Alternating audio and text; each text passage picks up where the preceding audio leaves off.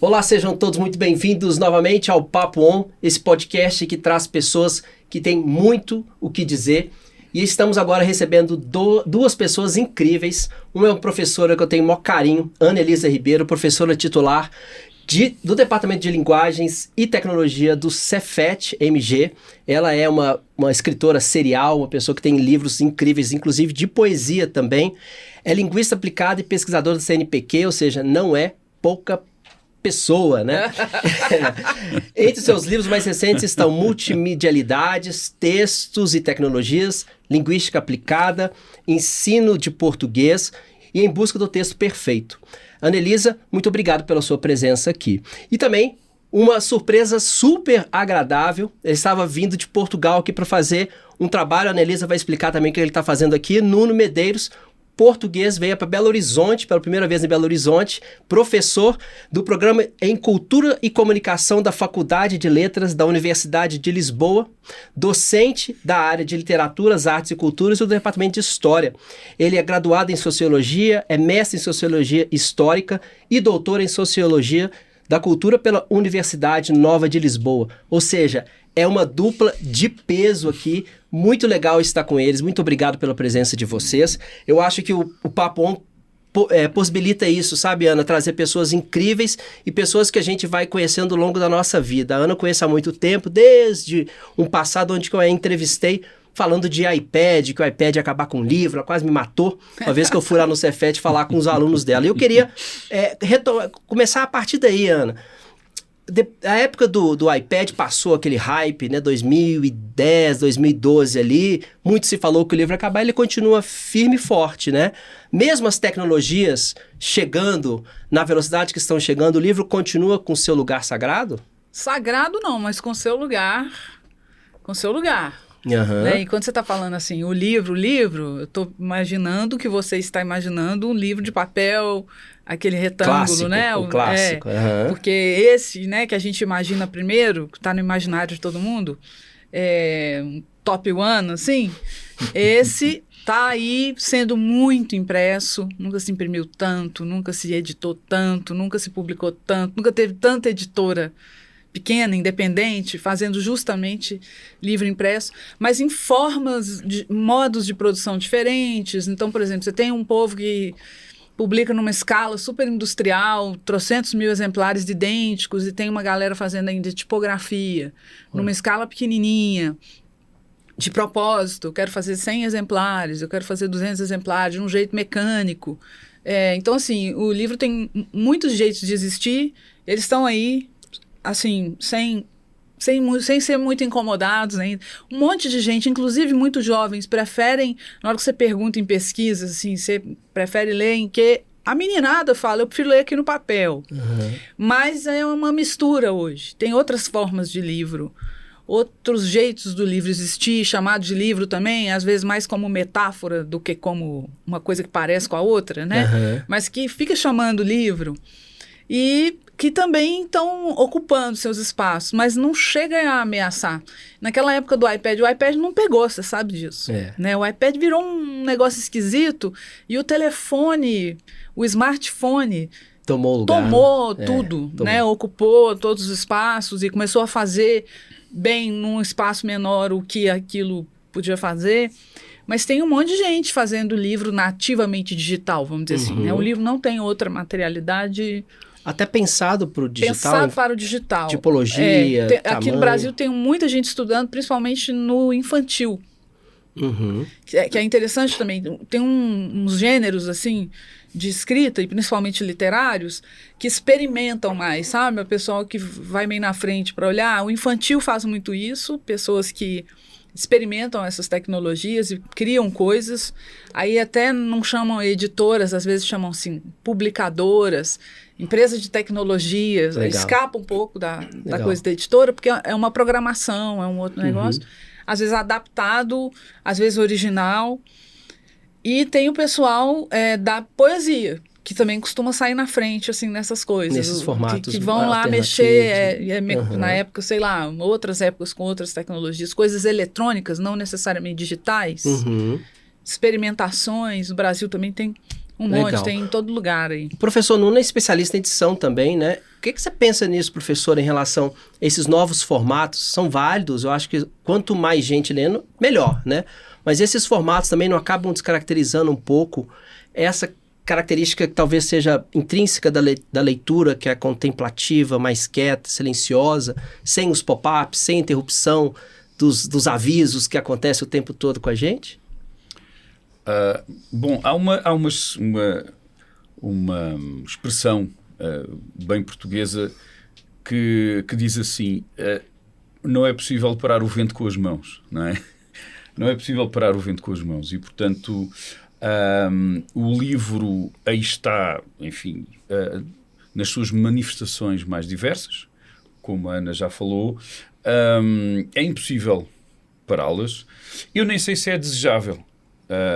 Porque por vezes, inclusive, pode haver situações em que, por um lado, novas expressões do livro, que aparece como metáfora, mas na verdade é também um suporte, porque o livro é objeto, mas também é ideia, na verdade, não é?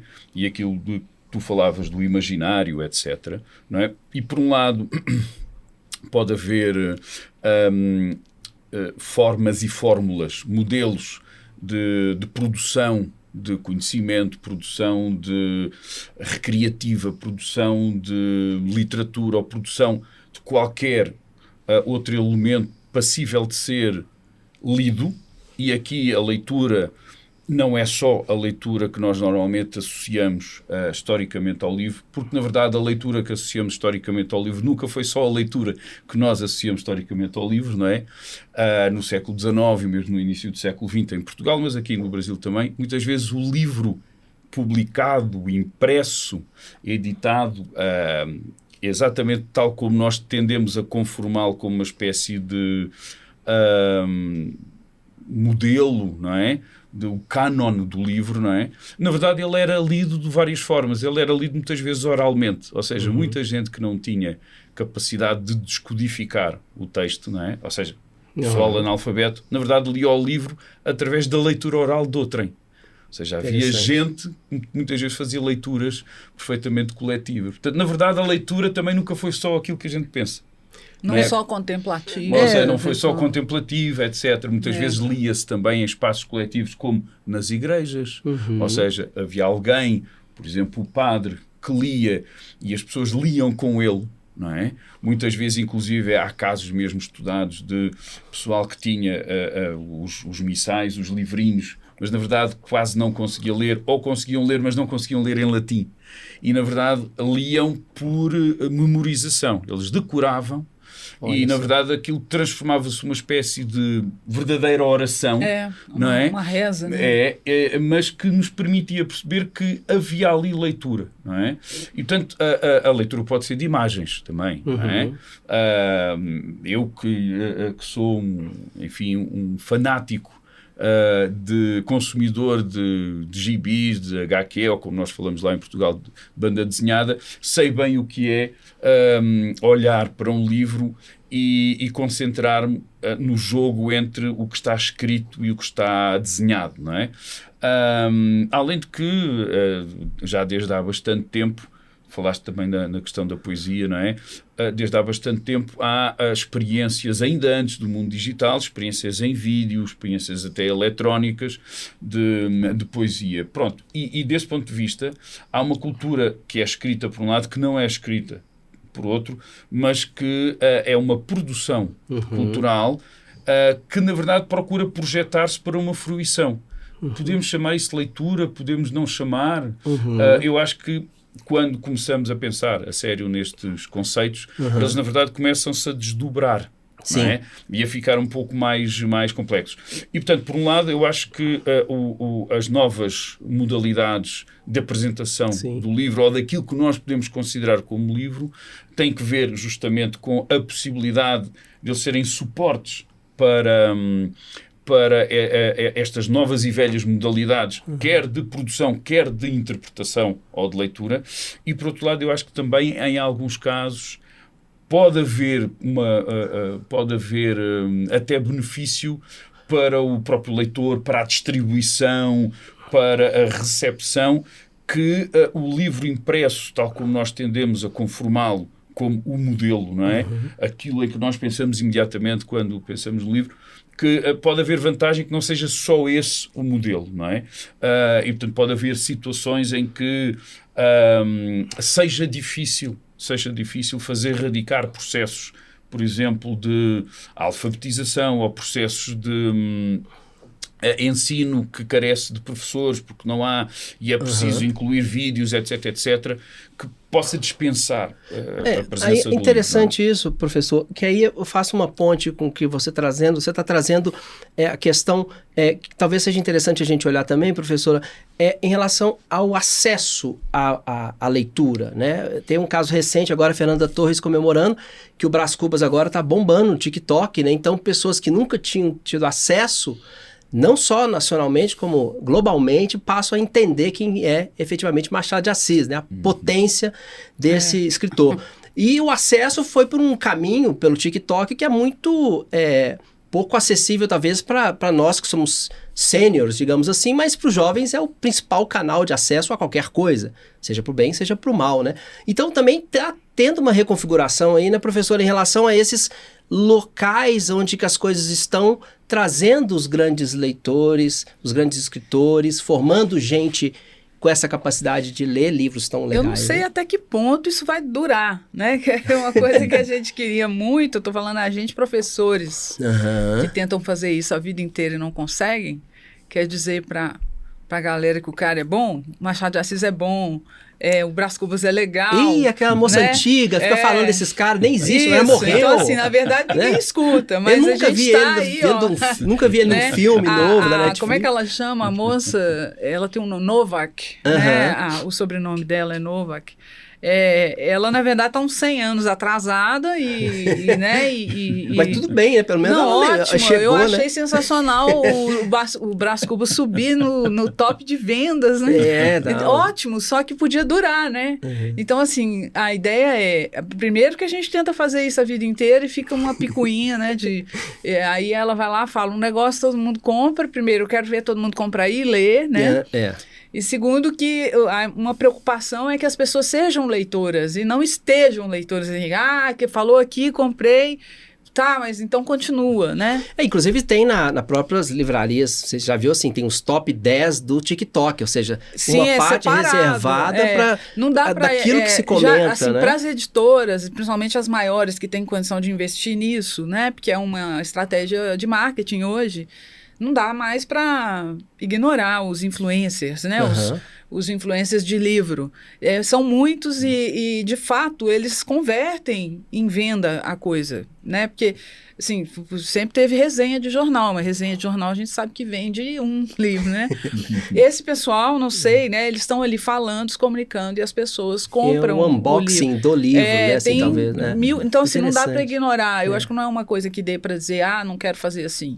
As editoras já descobriram isso, tem as parcerias, não sei se vocês reparam, todo início de ano, mais ou menos, tem umas parcerias, elas fazem parcerias com os influencers, eles recebem os livros. Às vezes é espontâneo, assim, eles vão escolher quais eles gostaram para falar e outras vezes não, é pago mesmo, né?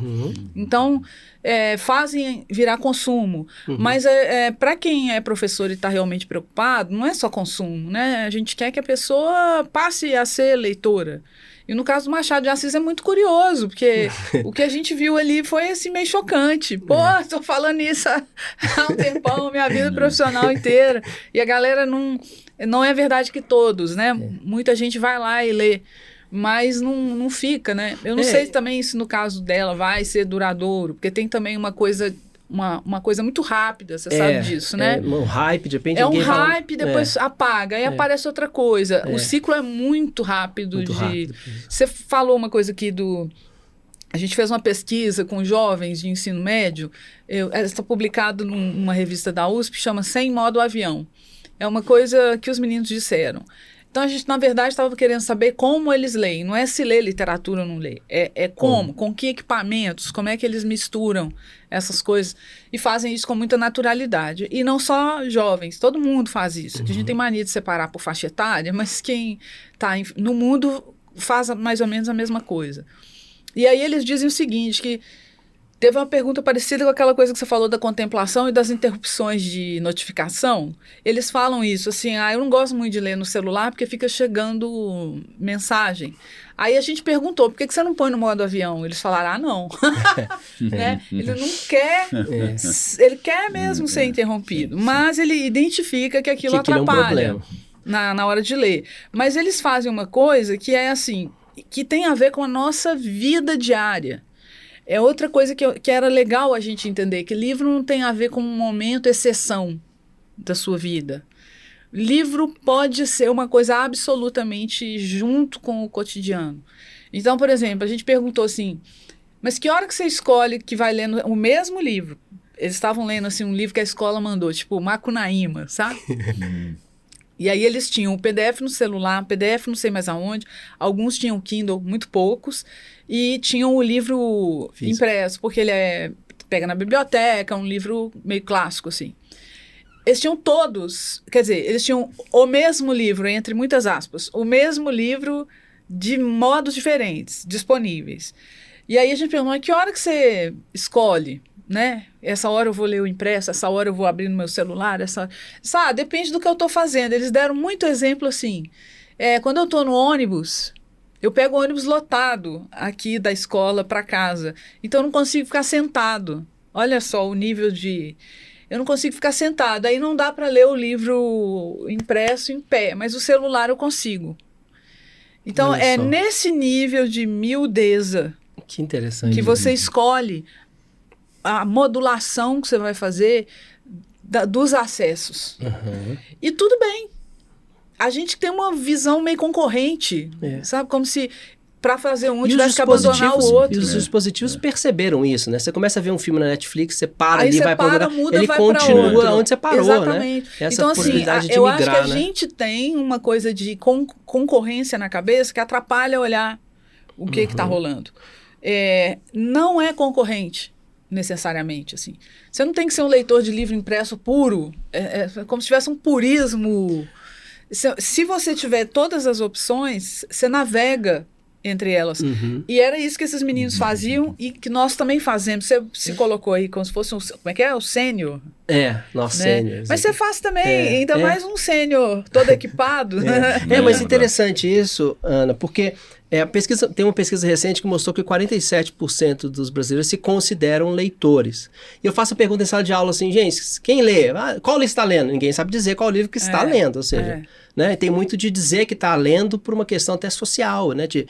E eu pergunto, professor, o que você percebe de diferença entre esses países? Eu sei que é muito difícil a gente falar de maneira genérica, mas assim, Portugal você lê muito mais, a Europa você lê muito mais que o Brasil, né? Em quantidade de livros por ano, ou interesse. Até quando você viaja, você vê, tem pessoas lendo muito jornal impresso, tem bancas de revista, etc. Coisa que acabou aqui praticamente, né? Como você percebe essa diferença entre Brasil e Portugal? E qual é o resultado dessa experiência do jovem lendo mais lá? Se pudéssemos aí, Ana-Elisa, comparar um pouco com... só argumento? O que tem essa pessoa que é mais nutrida pela leitura se comparado com aquele que não lê, né, que está fora desses 47% aqui? Eu acho que... Não sei se minha pergunta foi meio maluca assim, mas... Não, isso faz todo sentido. Eu acho que, para já, tem obviamente que ver com o processo sociopolítico-histórico, não é? Porque mesmo para a Europa, Portugal está, desse ponto de vista, de uma certa forma mais convencional e tradicional de ver a coisa, ainda muito evolucionista, não é? Portugal está claramente na cauda da Europa, não é? Quando comparado com outros países que apresentam níveis de leitura de livros em termos de taxas médias por ano, não é? Muitíssimo superiores.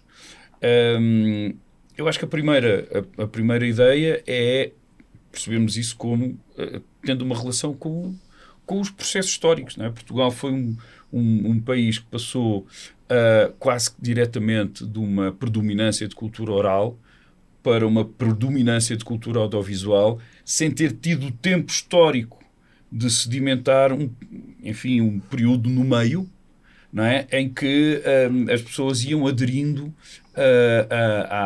enfim, a uma certa predominância de cultura escrita, não é?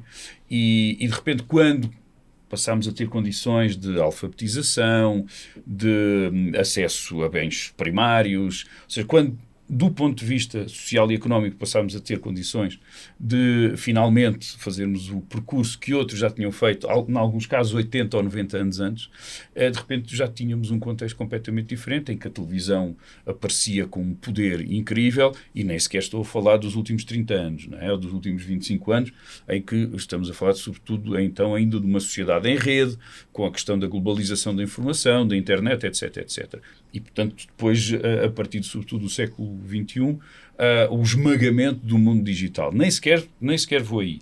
Ou seja, portanto, eu vou virar a sua pergunta para dizer, bom, Portugal também na comparação com o resto da Europa também não fica propriamente muito bem na foto, não é? Evidentemente que o Brasil conhece processos muito específicos, diversos de Portugal, em primeiro lugar, também por esse percurso histórico, pela sua dimensão, etc. Eu cada vez tendo mais a achar que nós temos mesmo que mudar o paradigma. Porque, na verdade, quando olhamos para a complexidade destes temas, a partir de uma visão que poderia fazer sentido há 20 anos, ou há 30, ou há 40, não é? Quais são aqueles países onde as pessoas, em média, por ano, leem mais revistas, leem mais jornais, leem mais livros? Ora, hoje em dia o acesso à informação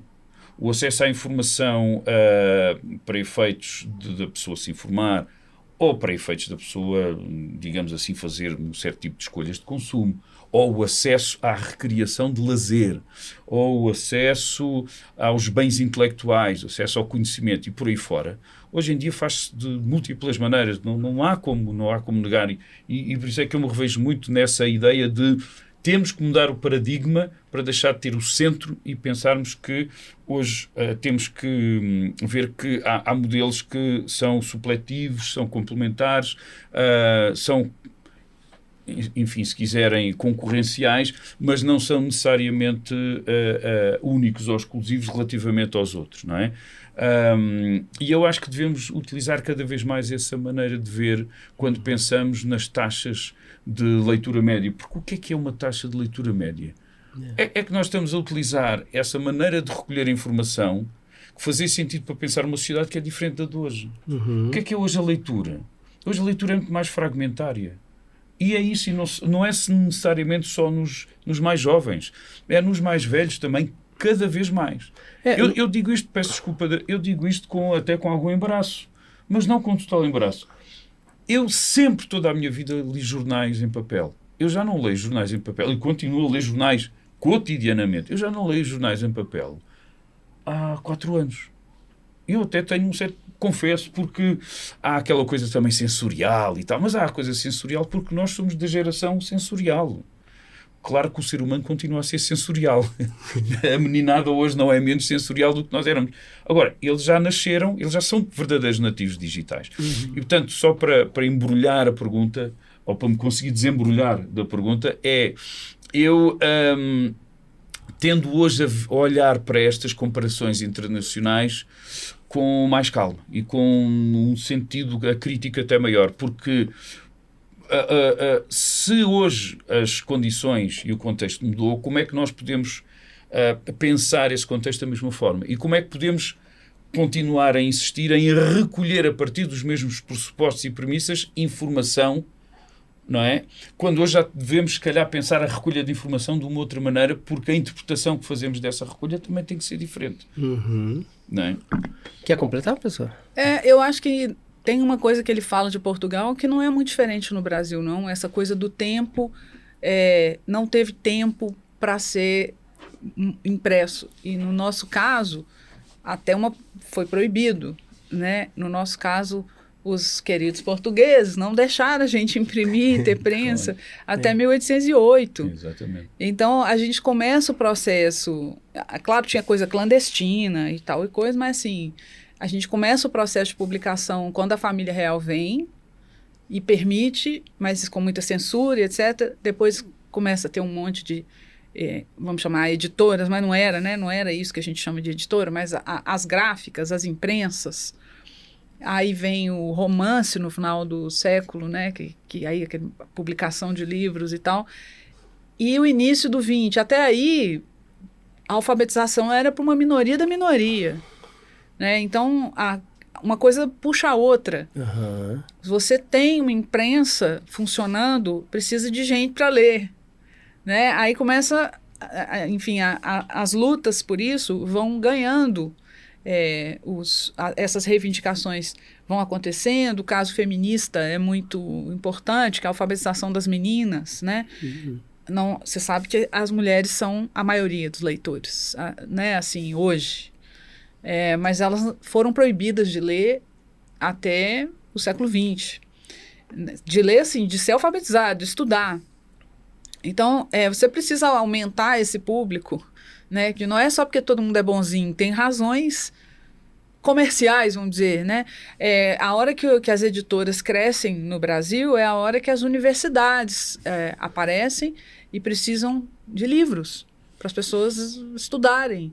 Aí aparece um monte de editora que alimenta esse mercado, que não são editoras universitárias, editoras privadas que produzem livros que alimentam os cursos superiores, por exemplo, né?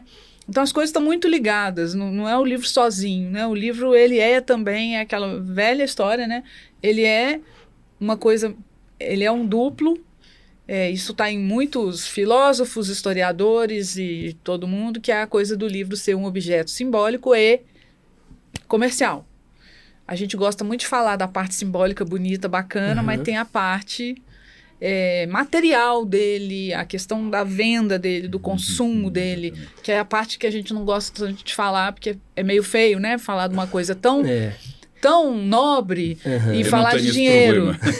Não pode ter esse problema. Então, assim, o livro ele não é parecido com o que ele falou. Assim, a gente pulou um pouco de uma coisa super oral, com pouca gente alfabetizada, para televisão, sabe? E aí não teve esse período grande, assim, de amadurecimento. Talvez. Só que é isso, né? É isso. Então a gente tem que fazer tudo ao mesmo tempo. É meio assim. Né? E agora cada vez mais, né, professora? Cada vez mais, porque chega um outro negócio, uma outra tecnologia, um outro acesso e aí embola, né? Dá esse nó aí maior ainda. E aí, fala isso para uma escritora como você, pode parecer uma pergunta ruim, assim, mas eu queria fazer. O livro não é muito caro no Brasil?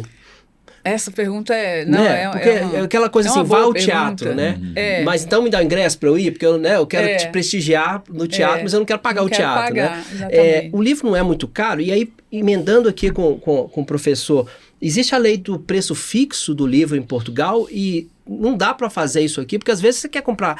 Tem um livro que eu estava buscando aqui, estava custando R$1.000 e tantos, um livro de inteligência artificial. Não tem jeito de ter acesso a isso. Né? Impossível. Importado ou não? É importado. Mas aí tem uma questão também que as pessoas querem colocar o preço alto como desculpa para não ler também. Mas a gente tem muito acesso a livros gratuitos e bibliotecas, etc. Que também... Não, e mesmo não gratuito, porque tem essa lógica que tem um pouco a ver com a internet, você não quer pagar, né? Mas não é caro, primeiro. Ele encareceu nos últimos tempos. A média de preço do livro no Brasil era R$30, R$40, agora é 50, 60. Ele encareceu, principalmente depois da pandemia. Nem todo mundo sabe, livro impresso, o papel é cotado em dólar. É a principal... Mas não é imune, o papel não se paga imposto, né? Mas está caro. É imune, mas está caro, né? Então, assim, tem uma questão material ali que tem a ver com esse encarecimento, mas não só. De qualquer forma, vamos imaginar um livro de R$50, né? Quando você percebe ou aprende o tamanho do investimento para aquele livro ser R$50, se ele for precificado com honestidade, né? Pode ter alguém que precifica, sobreprecifica. Mas, assim, supondo que as pessoas sejam honestas, para produzir um livro, talvez fosse importante as pessoas saberem o que é produzir um livro. Porque dá a impressão que é assim, um cara escreveu um texto e saiu assim do outro lado, igual a impressora de casa, entendeu? E não é, tem um processo grande, quanto mais cuidadoso ele é, mais profissionais ele envolve, todo mundo tem que ser pago, né? Então, a começar pelo autor, que é o que menos ganha, passando por todo mundo que está, os elos todos da cadeia, até ele chegar, por exemplo, numa livraria. Vamos pensar. Se é que as pessoas vão em livraria, né? Que é outra questão no Brasil. No Brasil tem pouquíssima livraria. Livraria está virando papelaria, né? Algumas sim, né? Mas tem as livrarias de rua pequenas que resistem. Só que são poucas, muito poucas no país desse tamanho, concentradas em, por exemplo, em BH, na Zona Sul, por exemplo, né? Então tem uma questão aí. Mas assim, se a gente pensar como aquilo é produzido, como qualquer outra coisa é produzida para chegar naquele valor, não é caro. Ninguém ganha quase nada em nenhuma etapa. O lucro da empresa que produz livro é dos menores que existem. Tanto que os grupos multinacionais de cinema, de tudo, que compraram editoras no virada dos anos 90 para 2000, devolveram. Muitos devolveram. Tipo assim, Warner Brothers, sabe? Porque não é um negócio que ninguém fica rico, sabe? É uma coisa que é muito... Ela é muito racional, assim. Então, assim, aquele preço ali não é por acaso, se ele for calculado direito. Agora, a questão que eu acho pior não é como precificou, é o valor que a gente dá. Porque, definitivamente, perto de tudo que você consome na sua vida, livro não é caro. Depende, então, assim, quantas vezes você vai ao bar, quantas contas de bar você paga, o que você compra. Né? Tudo que você compra, de escolha, tudo que você consome, mesmo de cultura, né? Quanto que é o ingresso ao cinema? Só a pipoca é mais caro do que o cinema. A pipoca é mais caro que o cinema, né? Eu acho cinema caro. E eu lembro, porque eu sou daquela geração que não tinha a meia entrada. Eu lembro quando a meia apareceu, quem não paga meia dobrou. Na verdade, eu estou pagando de alguém, né? Então, assim, onde você vai pôr o seu dinheiro, eu acho que é mais questão, entendeu? Assim, quanto que você paga por... Hoje a música acabou, né? Não tem que comprar um CD, né? Tem o lance do streaming, que é um outro jeito de consumir. Você paga uma assinatura de uma coisa, mas quanto você paga de assinatura? Quanto que você paga não sei quantas assinaturas que você tem. Então, assim... É o quê? Sei lá, R$20 uma, 29, mais 30, quanto? R$30 na outra? Já deu um livro, né? Então, assim, eu acho que é difícil discutir com as pessoas onde ela vai empregar a grana dela, mas dizer que livro é caro é meio complicado. Tem a ver mais com não quero comprar isso, sabe? Do que com, isso é muito... Livro tinha que ser quanto? É inviável, dependendo do livro. Um livro custar R$10, mas será que R$10 é barato? Aí a minha próxima pergunta é o seguinte: se os livros custassem R$10, você compraria? Isso é uma boa pergunta. Ou você não lê? Por que não lê? Aí não é caro. Aí se for barato, eu continuo não comprando. Entendeu? Assim, eu não gosto muito de prescrever, ficar falando que a pessoa tem que fazer isso ou aquilo. Ela faz o que ela quiser. Mas é uma pena pra gente que sabe, que gosta, que as pessoas não comprem e leiam mais livros, né? Porque, de fato, é uma coisa, é um outro negócio na sua vida que é diferente de assistir filme, que é diferente de ouvir música, que é uma outra parada. Pode continuar, e de novo, a visão concorrencial. Pode continuar ouvindo música, pode continuar vendo seus filmes. Pode. Você pode pôr a leitura no meio da sua paisagem. Sem dúvida. Entendeu? Né? Criar uma rotina. Criar uma rotina. E ela tem que ser criada. Eu acho que a Retratos deu a mesma coisa agora, né? A Retratos da Leitura no Brasil, que é aquela pesquisa que acabou de sair. Sempre o primeiro item lá, quando pergunta por que você não lê, não tenho tempo. Não tem tempo, né? mas aí o país é o que mais consome redes sociais. Rede social, exatamente. Então, assim, esse não tem tempo é muito relativo. É muito relativo. Se você não luta por ele, a gestão do seu tempo, que em alguma medida é sua. O nosso tempo é roubado por muita coisa que a gente não controla. Você não quer trabalhar 12 horas por dia, mas você tem.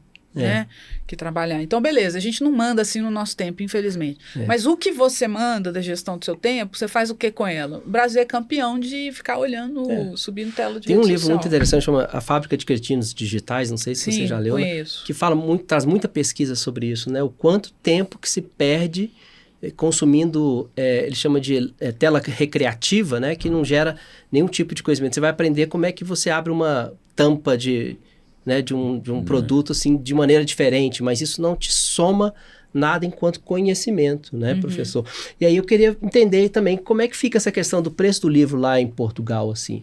Há essa diferença? Porque tem tudo em relação a PIB, tem relação a salário, a gente sabe, né, mas o que que essa lei trouxe, assim, de benefício direto? Tem isso também que o nosso poder de compra é cada vez pior, né? Então vai você vai ficando comprar caro um em livro, você vai relação comprar ao um que quilo você de ganha. carne. Exatamente. Né? Então você tem essa questão. Mas lá tem lá chama lei do preço fixo? Sim, sim.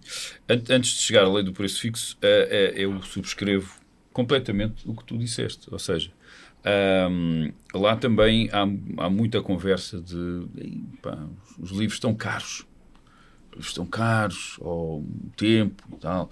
Claro que muitas vezes nós tendemos nós que nos preocupamos com o livro e que gostamos de ler e que, mesmo quando queremos ter um discurso mais moderno, mas apesar de tudo ficamos com pena de que outros não leiam, não é? Queremos ter um discurso mais liberal e tal. Não, cada um faz o que quer e coisa. A leitura não tem que ser conotada simbolicamente como algo melhor por si próprio, etc, etc. Mas, na verdade, muitas vezes nós acabamos por ter pena porque nós valorizamos e não deixamos de valorizar de uma forma um pouco prescritiva, não é? Mesmo quando dizemos que não. E portanto eu acho que muitas vezes nós também estamos aqui a lidar com impressões, não é? Mas a impressão que me dá é um pouco a mesma, ou seja, muitas vezes o pessoal queixa-se, mas acaba por ter tempo e acaba até por ter às vezes disponibilidade financeira para outro tipo de consumos de lazer, outro tipo de consumos de acesso à informação. Dito isto, é óbvio que quando estamos a falar de franjas de pobreza mais evidentes, e não estou a falar daquela pobreza miserável, mas franjas de pobreza, evidentemente que as pessoas aí têm de fazer escolhas e normalmente o livro fica sempre a perder, porque o livro não é um bem de primeira necessidade, pelo menos para essas pessoas, obviamente. E muitas vezes a possibilidade de ter acesso a elementos que nos permitam uma distração, que nos permitam uma fruição estética na televisão, em qualquer tela, não é? Acaba por ser muito mais sedutor do que o livro, não é? Até porque o acesso ao livro é ele próprio também muitas vezes um acesso que é difícil. Porquê que é difícil? Não necessariamente porque hoje em dia a possibilidade de encomendar um livro ou de comprar um livro seja menor, pelo contrário, é cada vez maior, mas a encomenda do livro ou a entrada em espaços onde o livro existe é muitas vezes para certo tipo de pessoas um espaço interdito, porque a pessoa não se sente à vontade no espaço. Eu que sou filho de livreiros via isso claramente quando os meus pais, por exemplo, faziam a feira do livro na feira de Setúbal, feira de Santiago. Setúbal é a cidade em Portugal onde eu vivo.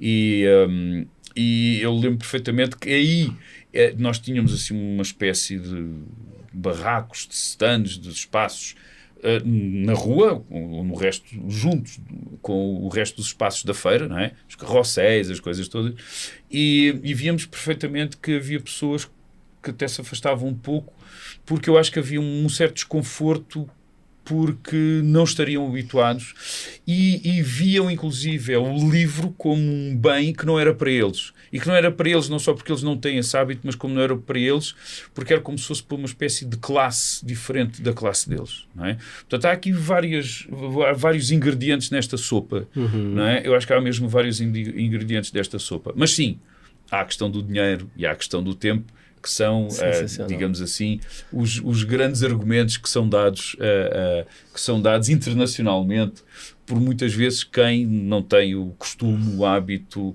a prática do acesso ao livro, da leitura. Até porque sabemos que é possível ter acesso ao livro físico e não físico através das bibliotecas, etc. Preço fixo.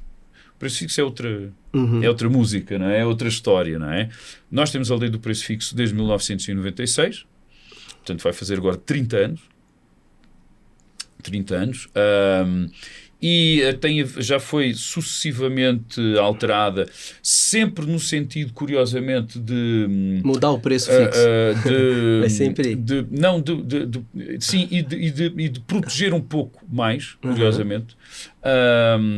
Já foi mudada 3 vezes e, portanto, temos já uma história de 4 diplomas, o último de 2021, e é uma lei que é um caso misto. Ou seja, tem tido sucesso na medida em que tem evitado que as coisas fiquem piores. Não tem tido o sucesso que era previsível ou que era desejável. A lei do preço fixo serve essencialmente para quê? Serve essencialmente para proteger os interesses de intermediários como os livreiros, que são absolutamente essenciais como formas de acesso ao livro, porque eles próprios são prescritores também. Não é? E eles fornecem um serviço de valor agregado, valor acrescentado, mas, por outro lado, também servem, de alguma maneira, para não desproteger os interesses dos editores. Ou seja, garantindo que, num período que pode ser estabelecido por lei, 6 meses, 1 ano, 1 ano e meio, não é? A venda normal de livros não será afetada no seu preço, evitando que se estabeleçam formas desleais de concorrência. Ou seja, que o livro saia e daí a uma semana já esteja a ser vendido por metade do preço. Ou se esteja a ser vendido em condições especiais. Ou porque é uma feira e, portanto, pode ter um desconto maior. Ou porque é a Black Friday. Ou porque é isto, ou porque é aquilo. Ou porque é o dia especial disto e daquilo. Ou porque alguém ganhou um prémio e, portanto, naquela semana há preços especiais. Ou seja, para evitar que se faça isso, não é? A lei do preço fixo procura assumir que para os livros novos, ou para reedições de livros, mas para livros editados recentemente, no curso dos primeiros 6 meses, ou 1 ano, ou 1 ano e meio, aquele livro não possa sofrer, a não ser em situações muito excepcionais, muito específicas, não possa sofrer uma alteração de preço. É claro que isto depois o pessoal arranja sempre maneira de driblar. Eu acho que esta palavra driblar é ótimo. Não tem outra, não é? É contornar e tal, não é? É quase uma espécie de jogo de ginga, não é? É permanente. E eu próprio devo confessar que faço parte de uma associação cujo propósito exclusivo, pelo menos neste momento, é a edição. A Fora de Jogo, que é uma editora, em que nenhum de nós é profissional, portanto nós não ganhamos dinheiro com isto, mas por causa disso, justamente, com base no nosso trabalho voluntário, conseguimos preços mais vantajosos para o consumidor final. E, portanto, nós tentamos publicar livros que muitas vezes resultam não só de trabalhos de teses académicas, mas até de trabalhos artísticos, etc., que de outra forma não teriam muita possibilidade de existir, ou que já existindo se encontram esgotados, ou que nós achamos que podem tomar posição, uma espécie de debate público permanente, não é? Nessa ideia de esfera pública em que as pessoas geram regimes de interlocução, não é? Agora, o que nós fazemos é o preço de pré-venda. E o preço de pré-venda é um preço mais barato. Por exemplo, no dia do lançamento é um preço mais barato. Isso é uma forma que não é maldosa, mas isso é uma forma de ir contra a lei do preço fixo. Reconheço e contra mim falo. Atenção, se algum dos meus colegas da associação ouvir isto, eu vou ficar em maus lençóis.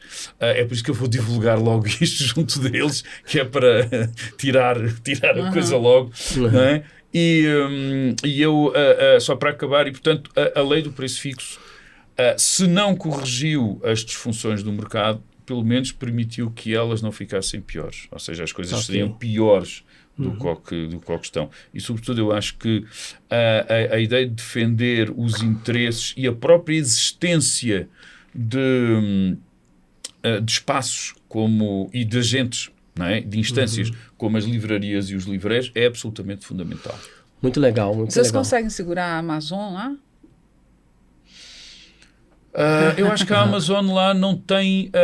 eu não tenho dados. Portanto, vamos funcionar da base da impressão, não é? Eu acho que a Amazon lá, não se esqueçam, Portugal é um país europeu pequeno, portanto, nós temos uma relação com outras línguas, nós fomos obrigados a internacionalizar-nos. À força, não é? E não é só pelo Império, não é? Ou seja, acabou o Império em 74, onde é que nós vamos? Só a Europa, não é? E, portanto, nós não temos hipótese, nem temos o que vocês têm aqui, que é uma dimensão continental em que vocês se conseguem quase bastar a vocês mesmos. Nós é impossível. E, portanto, a relação com o livro exterior por exemplo, a relação com o livro estrangeiro, etc. É muito próximo, muito geograficamente forte. muito Portanto, diferente a Amazon nunca teve grandes problemas. Agora, também há uma dinâmica muito interessante das próprias livrarias virtuais lá, como o caso da UC, por exemplo, talvez seja a maior, não é? E é um caso muito interessante. O que é que acontece? Também as livrarias têm vindo a definhar e a morrer. Aqui também são tem, espaços que algumas conseguem sobreviver, mas com dificuldade. Outras vezes até livrarias associadas a redes que são a propriedade, por exemplo, de grupos editoriais, têm mais facilidade, porque obviamente criam sinergias em que o grupo editorial também aposta naquelas livrarias e, portanto, acaba muitas vezes por beneficiá-las em detrimento de outros espaços, etc, etc. E, portanto, a Amazon não exerceu, pelo menos à partida em Portugal, um efeito de rolo compressor. Isso não. Interessante. Gente, queria entrar numa temática que é super legal, inteligência artificial. A inteligência artificial está ajudando a gente a construir textos, está ajudando a gente a fazer resumo dos textos que a gente não quer ler, uma série de coisas assim. E eu queria começar provocando você, professora, com a seguinte pergunta. Você ofereceria seus livros para treinar a inteligência artificial? O que você acha que a inteligência artificial está fazendo com os escritores? Ou o que pode fazer com os escritores? Olha, é difícil. É assim, eu entregar para treinar, não. Não, né? Mas ela já fez. Assim, né? O problema é que ela não me pergunta. Exatamente. Teoricamente, ela não usou, ela não poderia usar um livro seu que tem direito autoral para treinar. Mas se tiver na rede... Se tiver na rede, uma peixe, resenha, tiver um resumo, na rede, sim. É peixe. Porque nós temos duas redes artificiais no Brasil, brasileiras mesmo, que chama Amazônia, outra chama Maritaca. E aí uma das questões interessantes é, para essa rede ficar inteligente, ficar efetivamente útil para nós, ela precisa ser treinada com bons textos, né? Por isso que eu provoquei assim, porque a gente está pegando o modelo que é de fora, do ChatGPT, por exemplo, que já foi treinado com milhões e milhões de livros disponíveis pela política deles lá, e a nossa é diferente, né? Então, como que a inteligência artificial está mexendo aí com o mundo editorial, professor? Não, o mundo editorial está discutindo isso o tempo todo. Também, e principalmente, talvez, por razões éticas, né? Tem a coisa da inteligência artificial usar e o direito autoral ser ignorado, por exemplo, que acontece. Tem uma coisa um pouco... meio fraudulento, assim, o cara faz o livro com a inteligência artificial e não avisa, né? Então, o mundo editorial já entendeu que não tem para onde correr. Tem que enfrentar. Mas tem que regular. Então, alguns casos ficaram famosos. Teve um ano aí, 2 anos atrás, talvez, não sei se você acompanhou, o Prêmio Jabuti, que é o maior prêmio do Brasil, colocou entre os finalistas uma capa de livro feita com inteligência artificial. Aí o pessoal reagiu e o Jabuti, então, desistiu, retirou essa capa e subiu uma pessoa humana, né, uma outra capa.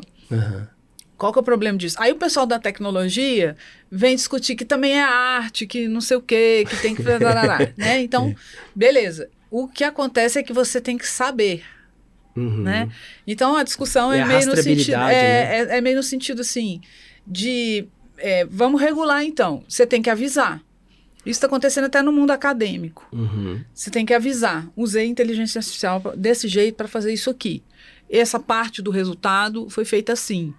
Então, é mais no sentido de não ser uma fraude, de você não assumir coisas que você não fez, do que propriamente de dizer não vou usar, não tem. Porque não tem muito jeito mais, né? Eu te fiz uma pergunta há muito tempo atrás, eu vou fazer ela de novo, agora 2.0, né? Porque agora tem inteligência artificial. Você dizia numa época, numa entrevista nossa, que era impossível uma inteligência que pudesse escrever como Cecília Meirelles. Já mudei de ideia. É isso que eu queria. Aprenda como Machado de Assis escreve. Escreva agora outro. Escreve porque do jeito que ela está hoje, generativa, você sabe disso, ela calcula de um jeito que a gente não calcula. Ela pega tudo do Machado de Assis e o Machado de Assis tem o que a gente podia chamar de um estilo. Né? Que é como ele compõe, né, basicamente. Como ele combina. Ela vai lá, faz um cálculo de probabilidade, ele combina assim. E aí você começa a produzir uma sintaxe, por exemplo, super Machado de Assis. né? Ou Clarice Lispector, como que ela usa metáfora? Ele calcula. Então ele consegue te dar um texto que soa. Não foi a Clarice que fez, nem o Machado, mas soa. Eu já fiz isso de pedir, faz um poema aí, tipo o fulano. E ele vem com um negócio, é até engraçado, você vê o que ele acha que é o fulano, o que ele pega dali, né? Então, assim, hoje dá para fazer e dá para parecer, né? O que eu acho que é o problema é que a gente tem que... Alguém humano tem que olhar para aquilo e saber que não é, ou avaliar, ou a gente mudou de patamar em termos de sofisticação do que o humano faz com aquilo. Né? Então, uma coisa é ele te cuspir lá um texto bom. Um texto bom, por exemplo, ele faz redação do Enem melhor do que a maioria absoluta dos jovens. Porque existe uma fórmula de fazer. É uma fórmula. Então, assim, quanto mais... Até para corrigir deve ser o próprio inteligência artificial. Aliás, é algorítmico, no sentido assim, nem precisa da IA, porque já era meio algoritmo. Os cursinhos fazem coisas terríveis com isso. Tipo, palavras que você vai usar para articular são todas iguais, inclusive os meninos estão usando coisas assim horrorosas. Outrossim, odiernamente, destarte, voltaram. Porque é uma fórmula horrível, ridícula, mas... Que atende ao algoritmo. Que atende aquele negócio ali. Bom, eu acho que não engana nenhum avaliador, mas... Humano. Mas, assim, é isso. Não ensinar a escrever, é ensinar uma fórmula, num sentido menos criativo. Então, assim, mas sem ser isso, vários... Por exemplo, o Senado Federal, a Assembleia Legislativa, que tem um monte de uso de IA... que é assim, você produz a parte repetitiva do texto. Muitos textos são fórmulas, né? Então, um texto de projeto de lei, por exemplo, é uma fórmula. Para que você tem que repetir tudo aquilo? Você faz o prompt, ele te dá a parte... O esqueleto todo ali. O esqueletão. E o conjunto humano que está ali, né, a galera que é gente, vai trabalhar na sofisticação, na análise do discurso, numa escolha melhor de palavras, uma coisa que a máquina não consegue fazer com essa sutileza. Tá cheio de coisa fazendo isso seriamente. Então, assim... eu acho que a gente não vai recuar ou não vai conseguir recuar, mas precisa entender o que é, porque é um pouco obscuro ainda, como é que funciona, né? Que hora que você usa de um jeito honesto e que hora que é desonesto, porque é um código que ainda está negociado, está sendo negociado, né? Não, até onde que eu vou? É legal fazer uma capa de livro com IA. Mas tem que virar uma categoria no prêmio, tem que virar uma categoria, ou capas com, entendeu? E texto também. O cara faz um livro em segundos e já tem. Já tem. Mas tem que estar escrito em algum lugar. Esse negócio foi assim, porque é desleal, né? Num sentido assim, é desleal. Agora, tem coisa que eu duvido que faça, porque o humano, porque aquela coisa, né? É meio assim... É retroativo, né? A inteligência artificial, ela trabalha com o passado. Para trás, né? Então, assim, eu não sei até que medida... Não pode ser que sim, mas que ela consiga uma projeção para frente. Que o humano consegue, né? O humano consegue surpreender. Você tem até uma... Parece que você leu aqui que eu estava escrevendo, que assim, Byung-Chul Han, né, que aquele pesquisador e filósofo, né? Está muito famoso, aqueles livros pequenininhos, são ótimos. Ele fala assim, inteligência artificial aprende com o passado. O futuro que ele calcula não é um futuro no verdadeiro sentido da palavra. Ela é cega para eventos, né? Então, acho que essa dificuldade da inteligência artificial está em pegar a Annelise em tudo que ela já... Não só que ela escreveu, mas tudo que ela não escreveu, mas que ela experimentou para criar um novo livro, né? E a gente muda, né? É tipo assim, você pegar meus livros lá de poesia, tem uma mudança de fase. Eu não escrevo o algoritmo de tudo que eu já escrevi. Você, né? Se reinventa. Tem hora que você muda de jeito, assim, aí eu não sei se ela consegue fazer essa previsão ou nessa direção. Mas a minha preocupação talvez também seja, professor, queria ouvi-lo um pouco, a gente está chegando no final do nosso podcast também, mas queria uma opinião sua sobre quando você começa a escrever um texto mais superficial que a inteligência artificial, ou seja, a inteligência artificial começa a escrever um texto mais superficial, a pessoa lê e se dá por satisfeita. Então, é aí que tá. Aí acho que é aí que tá o problema, né? Porque aí não tá ótimo, é o que eu queria mesmo, tá bom, eu não vivo preciso de muita brincando com ela. profundidade. Eu vivo brincando com ela. Então, eu até mostro isso nas palestras e tal. Nunca acertou nenhum livro que eu escrevi. Nunca. Eu boto lá, eu peço uma coisa para ela, ela coloca lá. Ana Elisa é uma escritora. Primeiro ela escreve um texto absolutamente superficial. Sabe gerador de lero-lero? Que já tinha, né? Gerador de lero-lero. Ela faz um gerador de lero-lero, tipo assim, é uma escritora que aborda questões humanas. Ai, quem que não aborda questões humanas? Né? Então ela faz uma coisa bem lero-lero e no final ela fala, seus livros são... Bota lá 5 livros que eu nem sei... Olha só. De onde ela tira. Ela tirou. Então, não sei se alucina, inventa. Aí eu vou lá e falo pra ela assim, tem certeza que são esses livros? Desculpe. Aí ela dá aquelas respostas, né? Desculpe, não são esses. Na verdade, Ana Elisa Ribeiro escreveu esse. E me dá mais 3 errados. Mas que você sabe que tá errado, mas ele pode convencer outra pessoa. Eu sei que tá errado, mas eu sei que tá errado porque eu sou uma pessoa formada. Bom, primeiro porque foi eu que escrevi. Mas se fosse, né? Se fosse de outra pessoa, fizesse uma pesquisa batido, né? Passa batido. Se você não é a pessoa que leu, estudou, e leu em outro lugar e viu outra fonte, não amadureceu. Ela confia naquela. Não, desculpa, eu errei mesmo. Perdão, eu errei mesmo. Aí coloca outro livro e você fala, não, agora ela tá falando certo. Aí você pode dizer pra mim assim, mas na nossa infância a gente copiava a Barça. Você lembra? Lembro. Você não lembra? Você não lembra com o papel. A gente copiava sem questionar. Né? Sem questionar. A lógica é parecida, assim. A professora falava, pesquise as abelhas. Aí você ia lá na Barça, escolhia lá a abelha. Ficava dias copiando, porque a abelha é um negócio enorme na Barça. Não sei se você lembra, porque isso é traumático. Aí você copia a abelha dias. Sem nem saber o que você está copiando. Copia, entrega e ganha 10. Porque você foi lá, copiou. Isso era assim, tem muita escola que é assim ainda. Hoje, o cara não precisa dar Barça, ele vai lá e fala, abelhas, né? Aí, claro que o prompt não é esse, mas ele vai te dar um textão sobre a abelha. Só que não tem a curadoria que a Barça tinha. Nem do Wikipedia, por exemplo, exato, que é mais ou menos dá uma certa curadoria. Ou seja, você está completamente sozinho. Você comprava aquela história da Barça sem questionar, mas a Barça era uma enciclopédia, assim, assado, tinha uma chancela, blá, blá, blá. Tinha gente que tinha ganhado prêmios. O ChatGPT ou o que seja, não tem nem isso. Não tem, você não sabe de onde veio. E não tem um compromisso com Não tem compromisso com... Então vai sair um negócio ali falando de abelha, que pode, na verdade, estar falando das libélulas. E... beleza, você leva, entrega e vai passando, passa de um para outro e você pode acabar num congresso internacional de abelhas e tá todo mundo aplaudindo. Aplaudindo, exatamente. Até que alguém levante a mão e fala, opa, tem alguma coisa errada aqui. Como é que fica isso, professor, pra gente fechar nosso incrível papo? Eu gostava de saber, se eu soubesse, se calhar até desistia de ser professor e ia para o bem bom, não é? Eu acho que é óbvio que estamos numa fase de transição. Nós agora, há uma certa aceleração que não é só tecnológica, é também uma certa... Ou seja, ao contrário do que o Fukuyama dizia, não há nada ao fim da história, pelo contrário, há, pelo menos num certo sentido e em alguns contextos, uma espécie de uma aceleração da história, não é?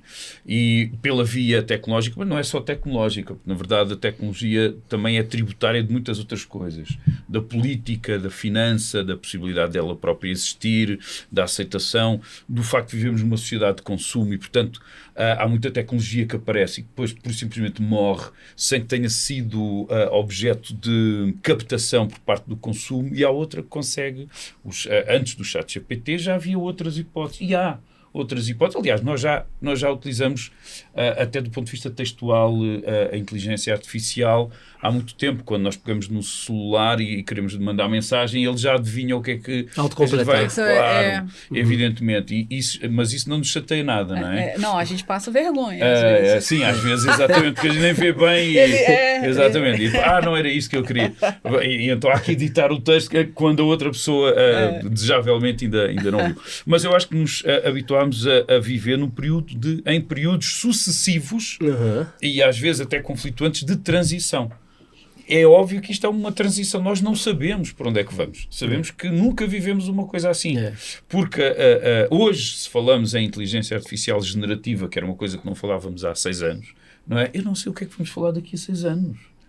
E quando a inteligência artificial começar a ensinar a inteligência artificial? Que é a superinteligência, que está para chegar aí daqui a 2, 3 anos. Né? Quando isso... E eu não sei até que ponto a dimensão, não experiencial, mas uma dimensão mais próxima do que, enfim, por economia de expressão me ocorre falar de emocional, não é? Emoção. E quando houver a possibilidade de quase que fazer uma espécie de émulo, de replicação, ainda que, enfim, muito longínqua, mas de algo parecido distantemente com a emoção. E quando isso for sendo incluído e inserido no processo de geração de inteligência artificial. Eu não faço ideia. Mas, e portanto, eu neste momento sei que a capacidade de invenção do ser humano também consegue olhar para a inteligência artificial e, por exemplo, no âmbito da criação poética, por exemplo, há já muitos exercícios interessantes assumidos de poesia experimental, relacionado com a poesia experimental feita a partir de uma programação da inteligência artificial para gerar um certo tipo de resultados que não são previsíveis. Mas isso assumido mesmo. Ou seja, e aí há uma espécie de curadoria e de autoria, ou pelo menos coautoria, não é? Pronto. Mas também, evidentemente, temos isto. Estamos num processo de transição, né, professor? Eu quero marcar uma nova entrevista nossa daqui a 2 anos. A gente vai ver o que vai estar... Que rolo que deu. Você lembra que a gente falou aquela bobagem lá, que não ia acontecer isso? Olha só o que aconteceu, né? Realmente é um exercício complexo da gente olhar o futuro e entender como é que vai estar. E a gente tem essa preocupação porque texto mata também, né? A gente tem histórias no jornalismo a Escola Base de Brasília, né? Que são coisas... E o texto pode matar também, né? O texto salva, mas também mata, né? A desinformação, a invenção, né? Hoje, por exemplo, tinha um vídeo na internet com uma pessoa... de um barco correndo contra um navio gigante. E as pessoas comentando, como é que ele sobre... Gente, é tudo mentira. A construção da imagem feita por inteligência artificial nos dá todo o tempo essa necessidade de... Foi mesmo dito isso? Isso existiu? Nós vamos perdendo o senso de realidade, né? O que é muito sério. Com os deepfakes e com aquelas é uma coisa de todas, louco, né? É uma coisa de louco. Eu poderia ficar aqui a tarde inteira, mas eu sei que vocês têm compromisso. O professor está aqui dando aula no Cefet também? É no Cefet? Até é bom falar isso. Tem 2 coisas legais. Ele veio para o Brasil por uma parceria do Cefet Minas com a UFMG, na Escola de Belas Artes. Ele está dando um curso aqui sobre edição, livro e tal. O curso está sendo num espaço aqui da Biblioteca Pública Estadual, que é uma apoiadora nossa, foi muito legal. E também veio lançar um livro. Um livro por uma coleção chamada Pensar Edição. O título é Livro, Inovações e Trânsitos. Livre, Inovações e Trânsitos, acabou de sair, a gente nem lançou ele ainda, vai lançar quinta-feira. Que legal. Mas convém explicar porque é que a gente não tem, a gente ainda não se lembra completamente do título, não é? Porque o título era para ser um e depois foi outro, não é? E até ficou bem melhor com esta substituição. É um livro, o primeiro livro dele no Brasil, assim, né? O prefácio foi seu. Foi. Eu vi lá o seu prefácio. Eu tive acesso pela Amazon ao prefácio, porque pedacinho eu que provoquei, eu que pedi, eu que... Que legal. E o trabalho dele a gente já vinha lendo. Foi inteligência emocional. Foi, inteligência emocional, exatamente. Emocional. A gente já conhecia o trabalho dele aqui, um interlocutor importante para nós, mas na forma de artigos esparsos, estão em revistas de outros continentes até. E aí a gente pediu... Ele fez essa coisa com a gente, esse projeto legal, assim. E como as coisas acontecem, né? Deus não joga dados, né? Mas jogou e deu certinho pra gente estar junto aqui hoje, nesse horário. Queria agradecer demais a presença, professor. Um grande abraço, muito obrigado por ter vindo. Ana Elisa, obrigado mais uma vez aí por estar, né, nessa parceria de tanto tempo já. E você que esteve até agora acompanhando o Papo On, continue seguindo a gente, marque aí o sininho para você receber as notificações dos novos vídeos e vem mais Papo On por aí. Muito obrigado pela audiência, pela paciência e também distribua essa informação nos streamings aí, dos mais variados, qualquer lugar que você for, você vai encontrar o Papo On para você compartilhar. Muito obrigado, gente. Foi ótimo, adorei. Eu que agradeço. Obrigado pelo espaço. Obrigado mesmo. Maravilhoso. Muito obrigado.